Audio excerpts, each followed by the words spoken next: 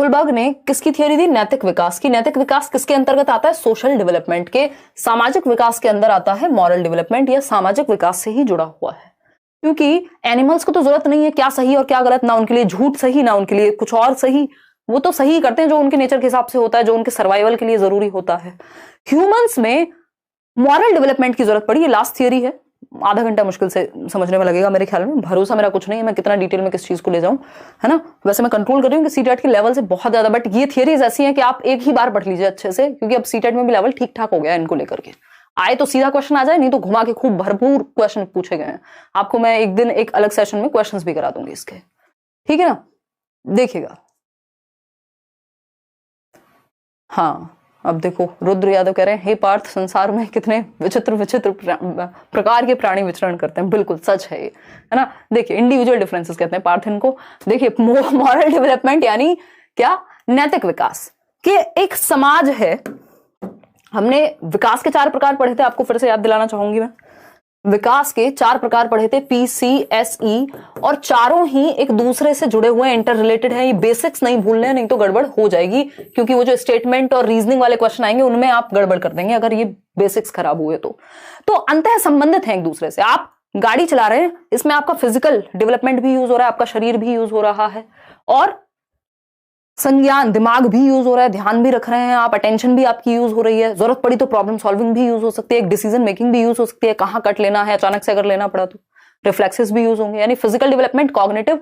Social क्या है? लोग रोड पे चल रहे हैं, आपको पता है कि भाई इंडिया में अगर आप चला रहे हैं गाड़ी तो किस तरह से बिहेव करना है, और अगर बाहर चला रहे हैं तो वहां अलग इमोशंस आपके अलग तरह से काम करेंगे, है ना। यहाँ तो लोग आधे टाइम तो गाड़ी रोड पे चल रही है और गालियां भी साथ में चल रही हैं, तो मतलब हर जगह के अपने सोशियो इमोशनल पर्सपेक्टिव होगा। यानी चारों प्रकार के जो विकास हैं वो जुड़े हुए हैं।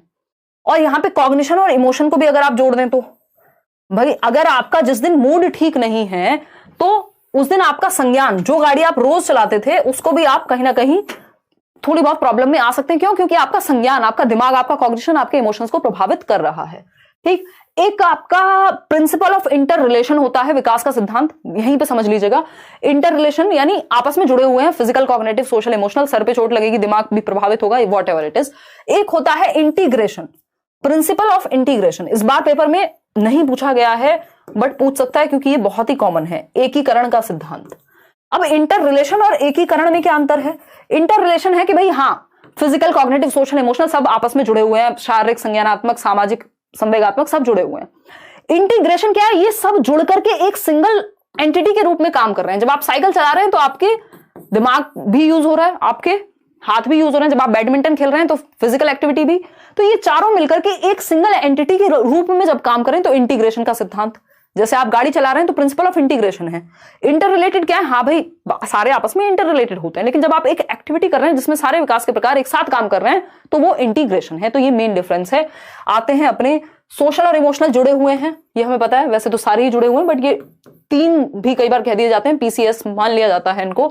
सोशल डेवलपमेंट की जब हम बात कर रहे हैं तो सोशल डेवलपमेंट से साफ साफ जुड़ा हुआ है मॉरल डेवलपमेंट, या इसी का हिस्सा है अगर मैं कहूं, क्योंकि मॉरल डेवलपमेंट अलग से तो कोई टाइप नहीं था वहां पे 4 में।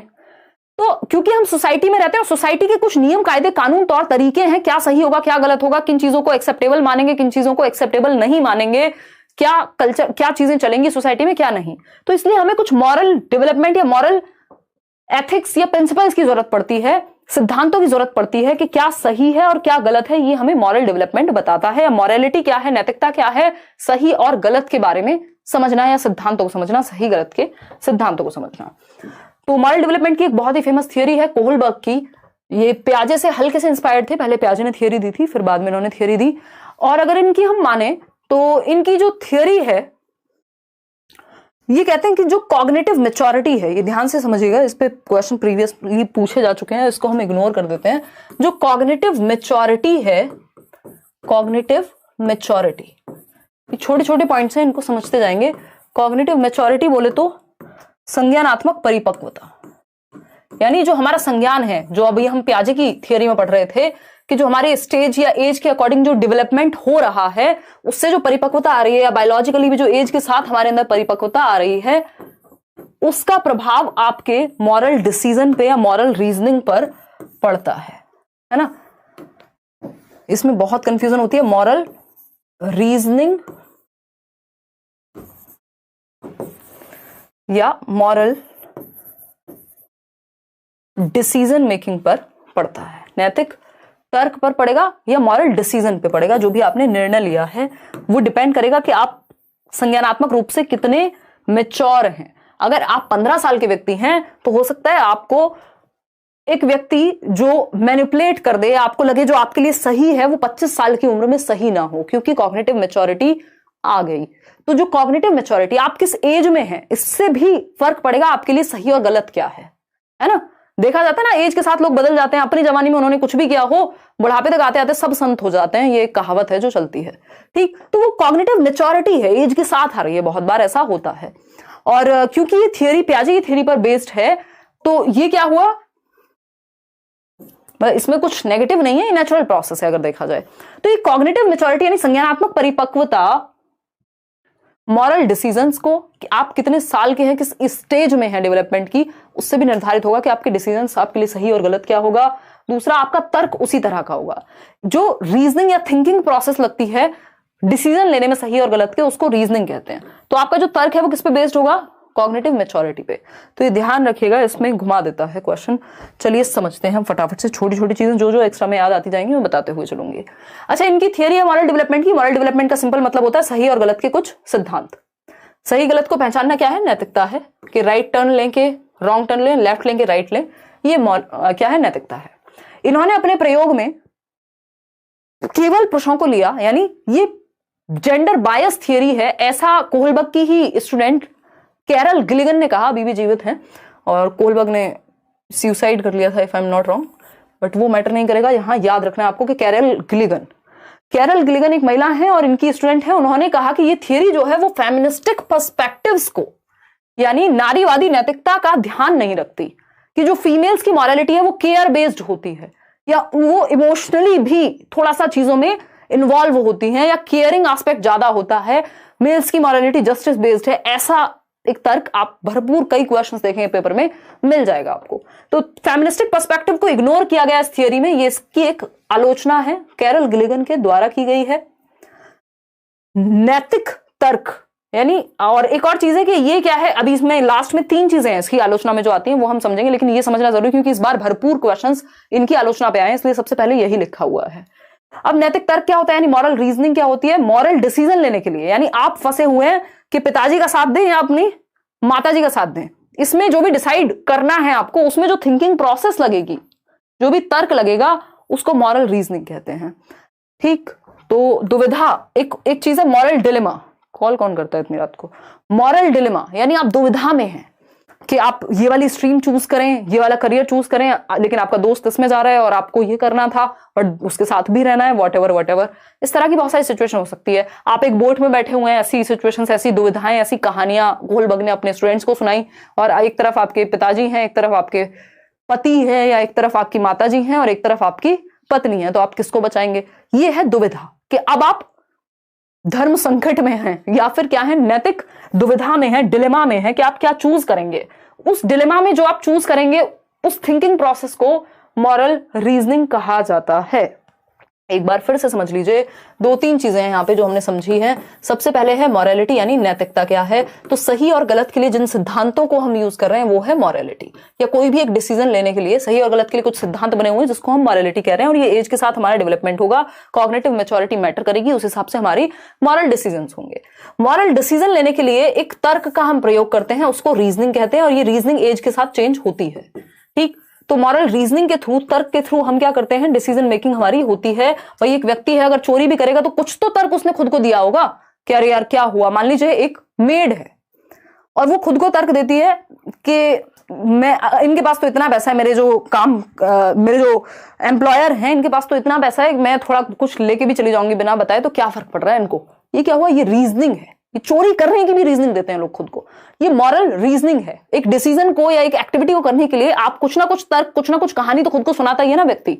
तो ये मॉरल रीजनिंग है जो हम डिसीजन मेकिंग में यूज करते हैं, ठीक।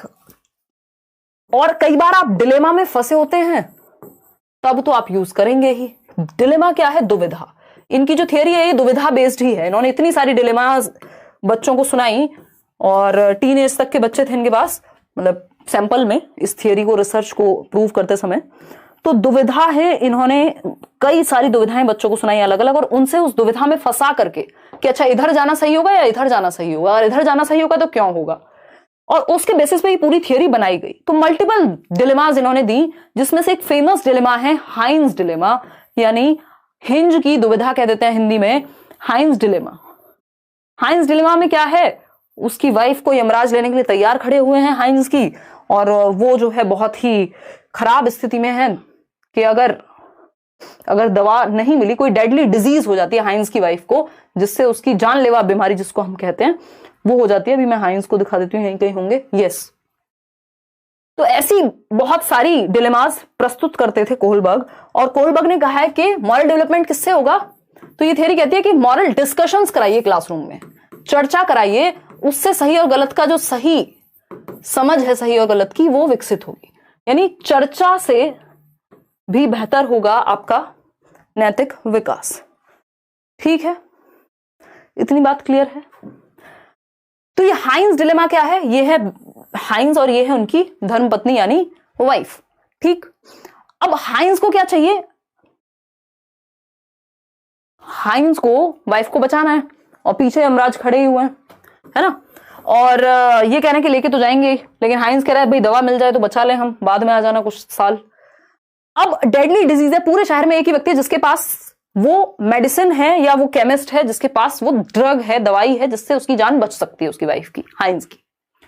हाइंस जाता है उसके पास और वो कह रहा है 10 रुपए में दवाई बनाइए, मैं बेचूंगा 1000 में, 100 गुना ज्यादा प्राइस लूंगा, कर लो क्या कर लोगे, है ना। तो ये 10 रुपए की दवाई को वो 100 रुपए में देने को तैयार है। भाई एटलीस्ट 10 टाइम्स तो दो मुझे, तब तो फायदा है, या 1000 रुपए दो 10 रुपए की दवाई के। तो ये कहता है यार वाइफ की जान चली जाएगी, उधार कर लो, या फिर कुछ अपने साथी संगियों से मांग करके ले आता है, और जितना उसको 50% का ऑफर देता है, दुनिया भर के ऑफर उसको देता है कि भाई इतने में काम चला लो, बाद में दे देना, ये कर लेना, है ना, पहले जान बचा लेता हूं, ये कर लेता हूं। वो कहता है नहीं नहीं, मैंने तो इन्वेंट किया दवाई, ऐसे कैसे हल्के में ले लेंगे, दिस इज बिजनेस, ऐसा कह रहा है वो मीम है ना आजकल जो चलता है। फाइनली हुआ क्या कि वो मानता नहीं है, वो व्यक्ति मानता नहीं है, जो केमिस्ट वाला है, जो दवा देने वाला व्यक्ति है, वो कहता है मैं तो दूंगा नहीं, मुझे तो इससे पैसे बनाने हैं, कुछ भी करो पैसा पूरा दो, नहीं तो जाओ मजे करो, है ना।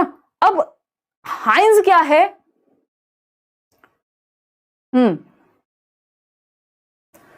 ये देखो नेहल अहमद ऑफिशियल कह रहा है टाइम से आइएगा, है 10 मिनट बात शुरू की थी हमने, 10 मिनट तो लग जाते हैं यार कई बार शुरू करने में, है टाइम नहीं है क्या स्टूडेंट्स का, है मजबूरी में बिठा के रखे हैं आपको, कैसी बातें करते हैं। बाद में देख लीजिएगा रिकॉर्डेड क्लास, देखिएगा दुखी लोग हैं कई, तो इनको कोई टेंशन नहीं है, इतना क्यों गर्म हो रहे हैं। तो अब हाइंस है दुविधा में कि एक है राइट और एक है लेफ्ट, एक तरफ है राइट एक तरफ है लेफ्ट, रास्ते की बात हो रही, राइट सही और गलत वाला राइट नहीं, कि या तो मैं वाइफ को बचा लूं, चोरी कर लूं रात को आकर के, इसको दुकान तोड़ करके ब्रेक इन करूं और ले जाऊं, या फिर चोरी ना करूं और मरने दूं वाइफ को। अब नेचुरली ये बहुत ही मुश्किल होता है कि आप मरने दें, तो हाइंस ने चोरी कर ली, और फिर बच्चों से पूछा गया क्या बच्चों हाइंस की चोरी करना सही बात थी या नहीं थी, अपनी पत्नी की जान बचाने के लिए हाइंस ने जो चोरी की क्या वो सही था। अब कुछ बच्चे कहेंगे हाँ जी सही था, क्योंकि वो केमिस्ट की गलती थी, कुछ बच्चे कहेंगे कि नहीं उसको तो सरेंडर कर देना चाहिए था अपने आप को चोरी करने के बाद, तो गलत किया। अलग अलग तरह के लोग, कुछ बच्चे कहेंगे कि पनिशमेंट मिलेगी हाइंस को, इसलिए उसको चोरी नहीं करनी चाहिए, बच्चों को फर्क नहीं पड़ रहा हाइंस गलत कर रहा है सही कर रहा है, उसको पनिशमेंट से मतलब है बच्चे को, तो वो पहली स्टेज में है। कुछ लोग कह रहे हैं कि नहीं सरेंडर कर देना चाहिए, तो वो 4th स्टेज में हो सकते हैं। तो इस तरह से इन्होंने अलग अलग स्टेजेस दी इस डिलेमा के आधार पे, ऐसी बहुत सारी डिलेमास दी गई। अब आते हैं, इन्होंने ये सारे डिलेमा का निचोड़ निकाल करके 3 स्तर हैं या 3 लेवल हैं, जिसमें 6 स्टेजेस हैं, यानी हर एक लेवल पे 2-2 स्टेजेस दी गई। सबसे पहला लेवल है प्री ऑपरेशनल, यानी पूर्व परंपरागत। पूर्व परंपरागत क्या कहानी है देखते हैं। प्री ऑपरेशनल, ऑपरेशनल की आदत हो रही है, प्री कन्वेंशनल, इसमें कन्वेंशन वर्ड बहुत महत्वपूर्ण है, क्योंकि कन्वेंशन का मतलब है सोसाइटी या ट्रेडिशंस। प्री कन्वेंशनल या परंपराएं। एक लेवल है आपका सिर्फ कन्वेंशनल, क्योंकि प्री हट गया, अभी कन्वेंशनल है, यानी परंपरागत अवस्था हो गई। लेवल की बात हो रही है, हर एक लेवल पे 2-2 स्टेजेस हैं, यहां पे भी 2 स्टेजेस होंगी, फर्स्ट स्टेज सेकंड स्टेज। यहां पे इस लेवल की पहली स्टेज, लेकिन वैसे थर्ड और फोर्थ स्टेज हो जाएंगी। और तीसरा लेवल है पोस्ट कन्वेंशनल, यानी कन्वेंशंस के परे, ट्रेडिशंस के परे, परंपराओं के परे। ठीक, पोस्ट कन्वेंशनल लेवल। ठीक है जी। अब इसमें फिफ्थ और सिक्स्थ स्टेज होंगी, क्योंकि हर एक लेवल पे दो दो स्टेजेस हैं। तो टोटल स्टेजेस अगर पेपर में पूछी जाए, आप कहेंगे 5 और 1 6 स्टेजेस हैं। अगर लेवल यानी चरण पूछे जाए तो 3 हैं। ठीक, अब मुख्य जो अंतर है ये जनरली, वैसे इसमें एज वेरिएशन मिलता है, अलग अलग बुक्स में, अलग अलग रिसोर्सेज में आपको मिल जाएगा, लेकिन ये सबसे ज्यादा ऑथेंटिक है जो चलता है। 4 से 10 ये प्राइमरी वाले जो बच्चे होते हैं। फिर अगर हम बात करें, ये है आपका पहला प्री कन्वेंशनल लेवल, 10 से 13, और 13 एंड अबव जो हैं आपके वो पोस्ट कन्वेंशनल, उत्तर पारंपरिक में आएंगे। प्री कन्वेंशनल में एक सिंपल बात है कि बच्चे की मॉरलिटी लगभग 0 है, वो कन्वेंशन से पहले ही है, अभी उसको बस डांट फटकार का फर्क पड़ रहा है, बाकी किसी चीज का नहीं। तो उसकी खुद की मॉरलिटी 0 होती है, बाहर से एक्सटर्नली मॉरलिटी इंपोज्ड होती है बच्चे पे, बाहर से थोपी गई मॉरलिटी है। अगर हम बात करें इस चीज पे, खुद की कोई मॉरलिटी नहीं है, डर में या फिर पनिशमेंट में वो करेगा। कन्वेंशनल लेवल है वो ट्रेडिशनल, सोसाइटी के अकॉर्डिंग चलेगा पूरी तरह से, क्योंकि सोसाइटी जरूरी है, इसलिए नहीं कि पनिशमेंट मिलेगी ही मिलेगी। क्या है, सोसाइटी के अकॉर्डिंग, कन्वेंशंस के अकॉर्डिंग, ट्रेडिशंस के अकॉर्डिंग चलेगा। कन्वेंशनल लेवल का मतलब यह है कि ट्रेडिशंस के अकॉर्डिंग चलेगा, परंपराओं के अनुसार चलेगा जो समाज में चल रहा होगा। पोस्ट है उसके सेल्फ चोजन प्रिंसिपल्स होंगे, खुद के द्वारा बनाए गए सिद्धांत होंगे जिनको वो फॉलो करेगा। तो ये अंतर है। यहाँ पे टोटली एक्सटर्नल है, अब वो पनिशमेंट ड्रिवन हो सकती है, रिवॉर्ड ड्रिवन हो सकती है। कन्वेंशनल में सोसाइटी ड्रिवन है, और ये अथॉरिटी ड्रिवन माना जाता है इसको, या जीरो मॉरलिटी भी कई बार कह देते हैं कि भाई पहले स्तर में खुद की मॉरलिटी उसकी 0 है, बाहर से इंपोज्ड है। यहां ट्रेडिशन या सोसाइटी, और फिर यहां self.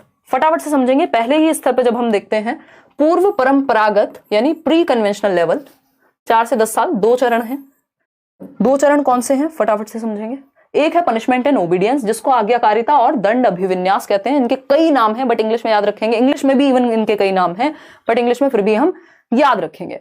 Obedience and punishment orientation, यानी बच्चे को कहा मानना है माँ बाप का, क्यों? क्योंकि पनिशमेंट मिलेगी, इसलिए आज्ञा का पालन करना है। तो यानी इस थप्पड़ से बचने के लिए, थप्पड़ से ही डर लगता है, यहाँ प्यार व्यार की कोई बात नहीं है। ठीक तो अगर हम बात करें तो ये थप्पड़ से बचने के लिए क्या है, बात मानेगा मम्मी की। क्यों? क्योंकि दंड ना मिल जाए। हाइंस अगर चोरी कर लेता तो उसको जेल जाना पड़ता। इस बात का जिसको दुख है, इसका मतलब वो स्टेज 1 पे है। इसको इस बात का दुख नहीं है कि चोरी करना बुरी बात है, समाज में नहीं होनी चाहिए, किसी का हक मारा जाएगा, वॉटेवर, ऐसा कुछ नहीं है। बच्चे का एक तर्क है, आपको सिर्फ तर्क देखना है पेपर में कि कहा क्या गया है। कि अगर हम बात करें तो ये जो तर्क है वो क्या है कि पनिशमेंट से बचना है, पनिशमेंट से बचना है। मैं पेडागोजी 4 की क्लास ली हूं, हाँ इनफ हो जाएगा किसी पे। देखिएगा, अगर हम बात करते हैं किसकी, पनिशमेंट से बचने के लिए आज्ञा का पालन करना। आपने देखा होगा मम्मियां बात करना छोड़ देती हैं, अरे तुम मेरे बच्चे नहीं हो, आज से जाओ यहां से, है ना, अब तुमसे बात नहीं की जाएगी, तुमने मेरी बात नहीं मानी थी, अब पनिशमेंट मिल गई, मम्मी 2 दिन तक बात नहीं कर रही, अगली बार बच्चा सेम चीज रिपीट ही नहीं करेगा। क्यों? क्योंकि पनिशमेंट मिली है, इसलिए आज्ञा का पालन करना है। तो दंड से बचने के लिए आज्ञा का पालन करना फर्स्ट स्टेज है। ठीक, तो उसके लिए सही और गलत वो है जिसमें दंड ना मिले वो सही, और जिसमें दंड मिले वो गलत है, बाकी उसको कोई फर्क नहीं पड़ता। ठीक, अगर किसी बच्चे को, थोड़ी ज्यादा डिटेल में नहीं जाते हैं, स्टेज 2 है इसका mutual exchange, tit for TET वाली स्टेज, जिसको इंडिविजुअलिज्म एंड एक्सचेंज या पर्सनल रिवॉर्ड ओरिएंटेशन कहा जाता है। इससे बहुत क्वेश्चन आते हैं, सबसे ज्यादा क्वेश्चन इसी से आते हैं। टिट फॉर टैट यानी जैसे को तैसा, जैसे को तैसा, tit for tat give and take की स्टेज है ये। यानी अगर मैंने तुमको पेन दिया है आज, तो कल तुमको भी अपनी इरेजर अगर जरूरत पड़ी मुझे तो बदले में देनी पड़ेगी। अगर मम्मी दुकान से 2 रुपए का सामान मंगाए तो 2 रुपए खुद की पॉकेट उसके लिए भी चाहिए, रिश्वत के रूप में जाने के लिए, कि मुझे क्या मिलेगा। तो वो सेल्फ इंटरेस्ट देखता है। यहां पे आप ये भी लिख सकते हैं कि बच्चा अपना इंटरेस्ट देखेगा, सेल्फ इंटरेस्ट, कि स्वयं लाभ की अवस्था है ये, कि मुझे क्या मिलेगा बदले में। ठीक, my attitude will always be based how you treat me. ये कई लोगों का पुराने जमाने में क्या होता था, फेसबुक पे वो लगा के रखते थे लोग, कवर पेज। हाँ देखो, मैडम जी अभी भी कह रही हैं, इनकी भी मॉरलिटी ज्यादा आगे गई नहीं है। देखिएगा, अगर हम बात करें तो इंडिविजुअलिज्म एंड एक्सचेंज, अब कई बार जीवन में ऐसा होता है कि हमें कुछ लोगों के लिए ये पॉलिसी का पालन करना पड़ता है, कुछ लोगों के लिए कोई पॉलिसी ही नहीं होती, डिपेंड करता है। तो individualism and exchange, personal reward orientation, tit for TET, you scratch my back and I will scratch yours and what's in it for me. अगर कोई भी एक काम है तो उसमें मेरे लिए क्या है, मुझे क्या मिलेगा, मुझे क्या फायदा किसी चीज को करने में। अभी फायदा फायदा करते हुए हम लोग किसी का 2 रुपए का फायदा नहीं करना चाहते आज की दुनिया में, ये गलत हो गया फिर। तो व्यक्तिवाद या ये क्या हो गया, नैमित्तिक अभिविन्यास है, टिट फॉर टैट। इसमें एक क्वेश्चन आता है कि एक बच्चा है जो आपस में लड़ रहे हैं और उससे टीचर ने पूछा क्या हुआ, कि मैडम इसने मेरी नोटबुक फाड़ दी थी कल, तो मैंने आज इसका पेन तोड़ दिया, पेंसिल तोड़ दी। या फिर एक बच्चा है जो कह रहा है आज अपना लंच शेयर करो क्योंकि मैंने भी तुमसे कल अपना टिफिन शेयर किया था। तो ये क्या हुआ, ये टिट फॉर टैट है कि अच्छा मेरे बर्थडे पे तो मैंने तुमको गिफ्ट दिया, तुमने दिया नहीं। ये बच्चों में बहुत चलता है, कॉमन है। तो ये सेकंड स्टेज हो गई आपकी। अब आता है, पहला लेवल कंप्लीट हो गया क्योंकि 2 ही स्टेज है हर एक लेवल पे। अब दूसरा लेवल आता है कन्वेंशनल लेवल। कन्वेंशनल लेवल 10 से 13 वर्ष की आयु है, 10 से 13 वर्ष की आयु है। 2 चरण इसमें भी होंगे, समझते हैं क्या कहानी है। ये आयु थोड़ी बात इधर उधर मिल जाएगी आपको, आयु बहुत महत्वपूर्ण नहीं है इस थियोरी में, जितना महत्वपूर्ण ये समझना है कि कहानी चल क्या रही है और लगभग किस स्टेज में होगा बच्चा। तो इसमें थर्ड स्टेज है या सेकंड लेवल की पहली स्टेज है जिसको थर्ड ही कहते हैं। यहां से भी खूब क्वेश्चन आते हैं। Good boy nice girl orientation, अच्छा लड़का अच्छी लड़की अभिविन्यास। इसमें बच्चा अप्रूवल के लिए काम करेगा, ऑनेस्ट भी है तो अप्रूवल के लिए है, प्रेज के लिए है, प्रशंसा के लिए है कि उसकी तारीफ की जाएगी। तो उससे कुछ भी करा लो, दिन भर धूप में भी खड़ा रहेगा यदि तारीफ मिले तो। ठीक, तो ये इंटरपर्सनल रिलेशनशिप्स या good boy nice girl orientation इसका नाम है कि वो ग्रेड ए लेकर के आया है बच्चा रिपोर्ट कार्ड में, क्योंकि मम्मी कहेंगी शाबाश मेरी बच्ची, तुम तो मेरी सबसे अच्छी बच्ची हो। ये क्या हुआ, ये आपके पेरेंट्स आप पे गौरवान्वित महसूस करेंगे, प्राउड फील करेंगे यदि आप सच बोलते हैं। तो ये सारी चीजें जो भी अप्रूवल के लिए हैं, जो भी तारीफ के लिए हैं, जो भी प्रशंसा के लिए हैं, वो क्या है, इसी लेवल पे आएंगी। क्यों, क्योंकि इन नियमों से क्या होगा, आप एक वे में ढल जाते हैं समाज में, हार्मफुल नहीं होंगे किसी के लिए एटलीस्ट। अब इसके अपने फायदे नुकसान हैं, आगे बढ़ते हैं। अब आता है फोर्थ लेवल। अब थोड़ा थोड़ा आगे जाने की बात हो रही है, लॉ एंड ऑर्डर स्टेज, यानी मेंटेनिंग द सोशल ऑर्डर कह देते हैं इसको, या फिर लॉ एंड ऑर्डर की स्टेज कह देते हैं। कानून और व्यवस्था अभिविन्यास या अनुपालन। इसमें है क्या, रूल्स आर रूल्स, है ना, रूल्स आर रूल्स।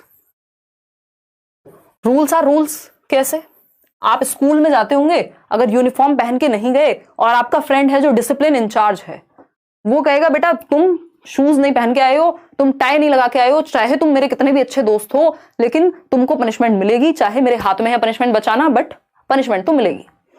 मतलब अगर आपने रेड लाइट ब्रेक की है तो हर हाल में या तो फाइन हो या आपको उसकी सजा मिलनी चाहिए, क्योंकि अगर एक व्यक्ति रेड लाइट ब्रेक करेगा तो समाज में इसी तरह से नियमों की धज्जियां उड़ाई जाती हैं।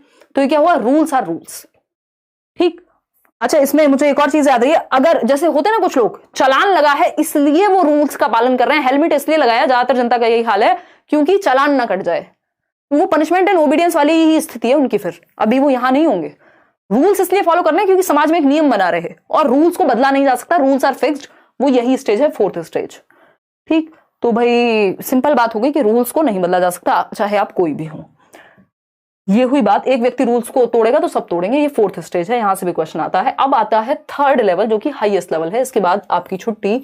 देखिएगा, उत्तर पारंपरिक यानी पोस्ट कन्वेंशनल लेवल, उच्चतर आयु सीमा के बच्चे यानी 13 एंड अबव, 13 के ऊपर, फिर आप निकल ही जाते हैं स्कूल से उसके बाद। इसमें भी 2 चरण हैं, इसको थोड़ा सा हायर लेवल कहा जाएगा उत्तर पारंपरिक में, क्योंकि सेल्फ चोजन प्रिंसिपल्स हैं, खुद के द्वारा निर्धारित मॉरलिटी यहां है, यानी इंडिविजुअलिस्टिक के आपके भी कुछ मॉरल प्रिंसिपल्स हो सकते हैं स्वयं के, बजाय कि डर से ना बने हुए हों। तो सेल्फ चोजन मॉरलिटी यहां होती है। सेकंड लेवल में सोसाइटी डिसाइड कर रही थी, फर्स्ट में तो बेचारे को जीरो मॉरलिटी थी, जिससे दंड मिल रहा है वो गलत, जिससे दंड ना मिले वो बढ़िया, यही सब कहानी थी।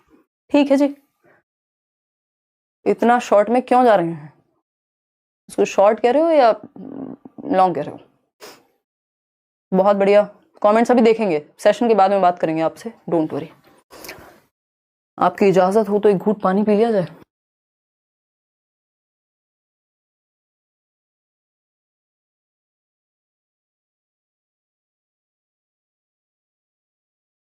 देखिएगा,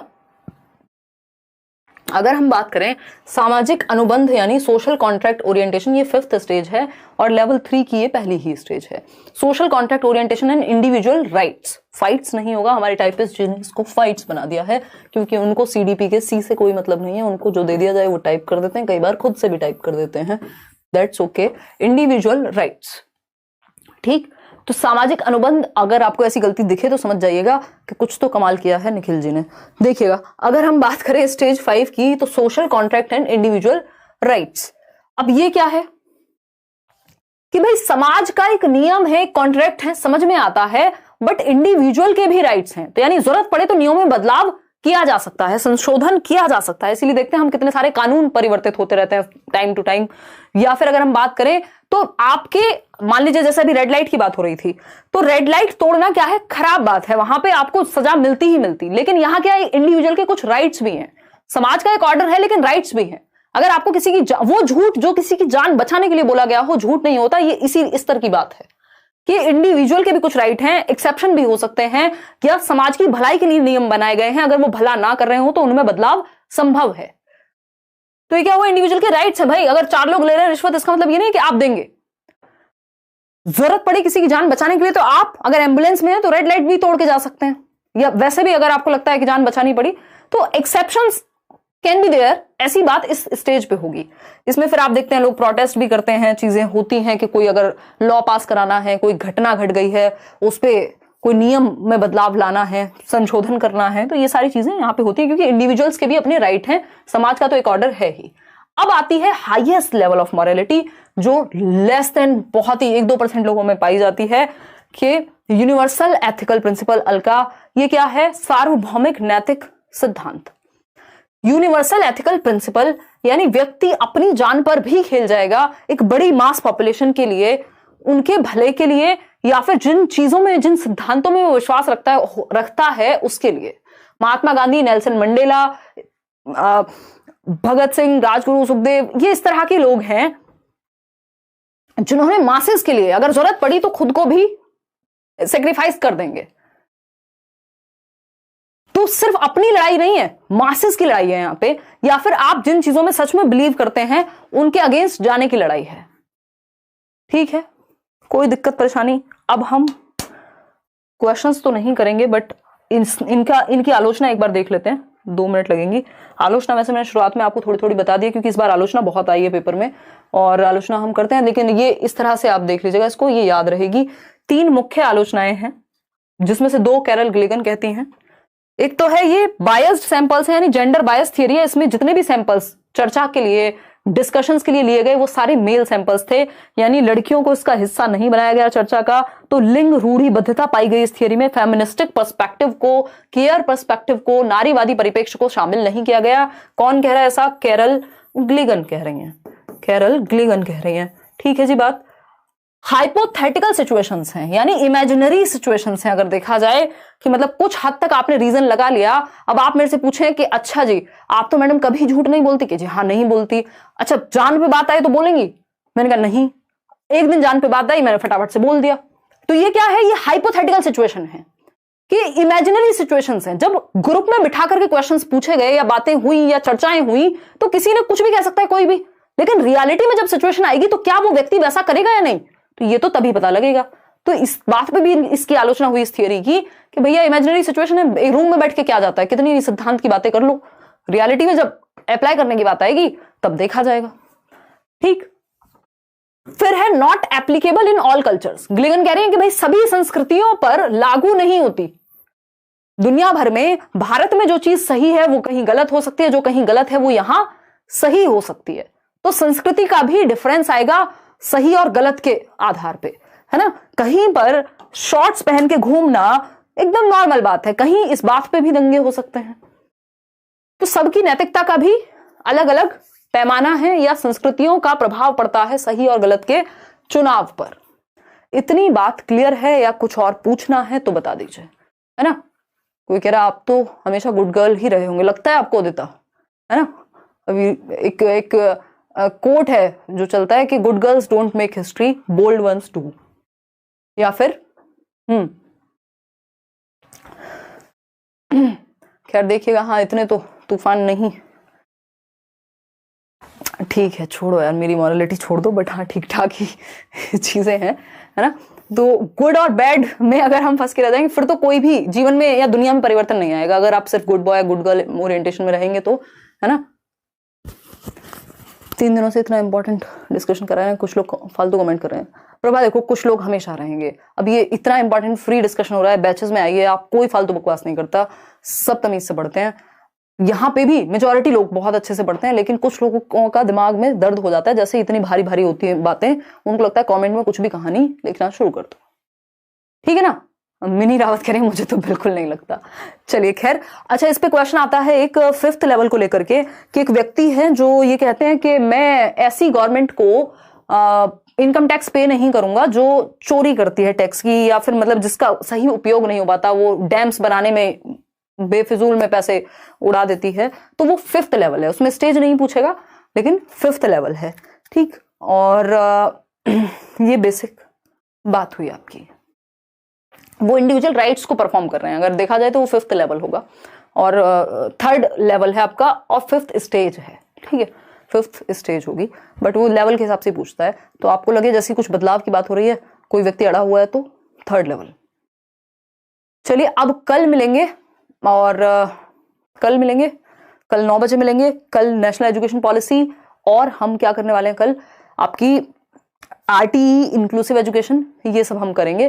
फिर उसके बाद हम क्वेश्चंस पे आएंगे, और पेपर से 1 हफ्ता पहले, क्योंकि आपको नोट्स तो सारे मिल जाएंगे, उससे पहले 1 हफ्ता पहले हम फिर बाकी सब्जेक्ट्स की मैराथन लगाएंगे, क्योंकि अभी ऑफलाइन क्लासेस भी हैं, केवीएस के भी बैच स्टार्ट हो रहे हैं, तो थोड़ा सा अभी बीच में पॉज लेंगे मैराथन सेशंस के।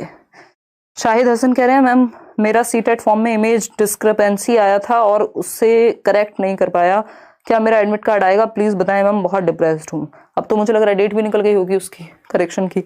यार अब देखो, इसमें प्रॉब्लम हो सकती है, ये ऐसे वाली स्थिति है, बहुत कम चांसेस है आए, हो सकता है आए भी, तो 50-50 कहेंगे इसको, बहुत कम भी नहीं कहेंगे,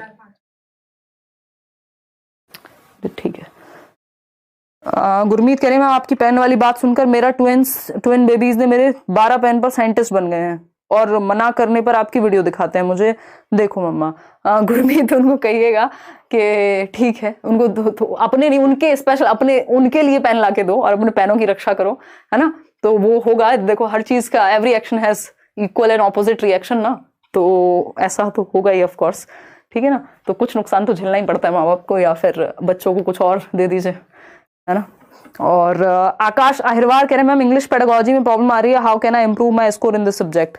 नोट्स एक बार पढ़िए और क्वेश्चंस प्रैक्टिस कीजिए, तीसरा और कोई रास्ता नहीं है, या टॉपिक्स तीसरा रास्ता वही हो सकता है जो आप प्रीवियस ईयर करेंगे, वहीं से जो नए टॉपिक लगे उनको ढूंढ के पढ़ते जाओ। शेरिन शीन क्या कह रहे हैं, मैम वर्किंग मेमोरी टाइप वाला टॉपिक भी समझा दो प्लीज, लास्ट टाइम एग्जाम में आया था। ठीक है समझा देंगे, वो 3 टाइप की मेमोरी समझा देंगे, डोंट वरी। चलिए, ग्रोथ एंड डेवलपमेंट के लिए childhood and growing up Lakshmi की बुक सफिशिएंट रहेगी, या कोई और बुक उसके साथ ऐड करनी पड़ेगी। यार हर्ष वशिष्ठ, ये कोई लोकल बुक है आई थिंक, लोकल मीन्स जो लोकल राइटर्स या इंडियन राइटर्स की होती है। मुझे इसके बारे में आइडिया नहीं है कि आप कौन सी बुक के बारे में ये बात कर रहे हैं। अगर आप ऑथेंटिक बुक्स पढ़नी चाहते हैं तो बहुत सारी हैं आपकी, इवन सीटेट के लिए तो मत ही पढ़ो ना यार, सीटेट के लिए बुक ही नहीं पढ़नी है आपको, स्पेशली चाइल्ड डेवलपमेंट। ये नोट्स दिए हैं, इतना पढ़ लो यार, प्रीवियस ईयर कर लो, क्यों चक्कर में पड़े हो। चलो खैर, आज के लिए इतना ही रखते हैं। ऑफलाइन क्लास में मिलेंगे संडे को, और कल मिलेंगे उससे पहले तो 9 बजे। टेक केयर, बाय बाय, धन्यवाद आपका। लाइक शेयर सब्सक्राइब करके कमेंट में अपने विचार आप बता के जाइएगा। गुड नाइट, धन्यवाद। जो